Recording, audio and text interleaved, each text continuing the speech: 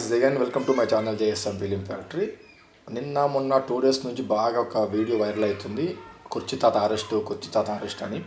అసలు కుర్చీ తాత చాలామంది తెలియవచ్చు, తెలియకపోతే కుర్చీ తాత అరెస్టుకు మహేష్ బాబు గారికి కారణం ఏంటి, మధ్యలో వైజాగ్ సత్య ఎవరు, అసలు ఎంత తెలియాలంటే ఫస్ట్ బ్రీఫ్గా తెలియాలి.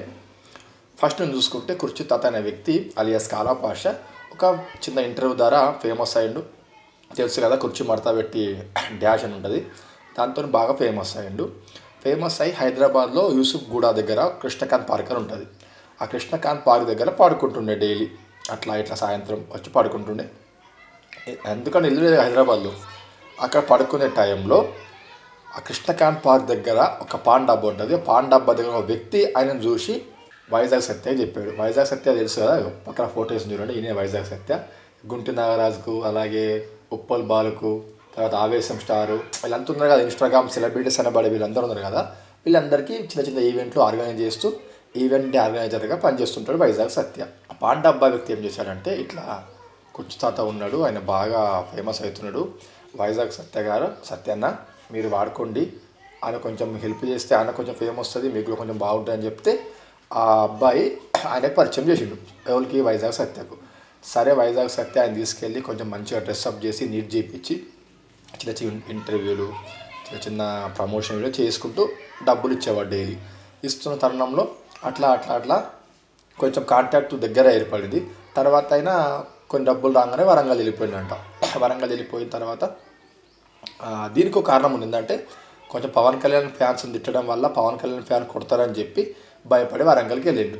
వరంగల్కి వెళ్తే కొంచెం అయమయ పరిస్థితులు ఉండే, అంటే ఏం ఫుడ్ లేకుండా ఏం లేకుండా తాగి ఒక రకంగా ఉన్నప్పుడు మళ్ళీ వైజాగ్ సత్య వరంగల్ వెళ్ళి ఆయన తీసుకొచ్చి కొంచెం నీట్గా ఒక షర్టు ప్యాంటు టవల్ చేయించి కటింగ్ చేయించి నీట్ చేయించి తమన్ గారి దగ్గర తీసుకెళ్ళి సాంగ్ ఉంది కదా, గుంటూరు కారంలో ఒక సాంగ్, కుర్చీ మడత పెట్టి సాంగ్, ఆ సాంగ్ వాయిస్ ఓవర్ ఇప్పించిండంట. ఆ కుర్చీని మడత పెట్టి అని చిన్న వాయిస్ క్లిప్ వస్తుంది కదా, అది ఆయనదే. ఆ వాయిస్ ఇప్పిస్తే దానికి గాను 20,000 రూపీస్ వచ్చినాయి. ఓకే, ఇట్లా బాగా సాఫీగా జరుగుతున్న సమయంలో వేరే యూట్యూబర్లు ఆయనకి తాపిచ్చి ఎక్కిచ్చి, నీకు వైజాగ్ సత్య తెలుసుకుంటే మహేష్ బాబు దగ్గర ఇల్లు ఇప్పిస్తాడు, నీకు ఫ్లాట్ ఇప్పిస్తాడు, ఖచ్చితంగా పోయి అడుగు అని చెప్పారంట. ఆయన నిజం అనుకొని సత్య దగ్గరికి వచ్చి నాకు మహేష్ బాబు గారు కలిపియు, నాకు ఇల్లు ఇప్పియు, అది ఇప్పి అని బాగా గొడవ చేస్తుండంట.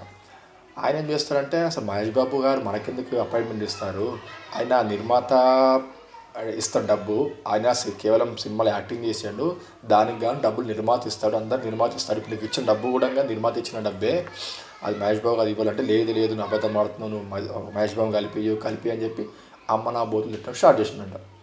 ఇది సహించలేక ఏం చేసిన వైజాగ్ సత్య, ఇట్లా కాదని చెప్పి జూబ్లీస్ పోలీసులకు వచ్చి కేసు పెడితే, వాళ్ళు మొన్న రీసెంట్గా కృష్ణకాంత్ పార్క్ దగ్గర పడుకున్న టైం తీసుకొచ్చి పోయి అరెస్ట్ చేసి స్టేషన్లో వేసారు.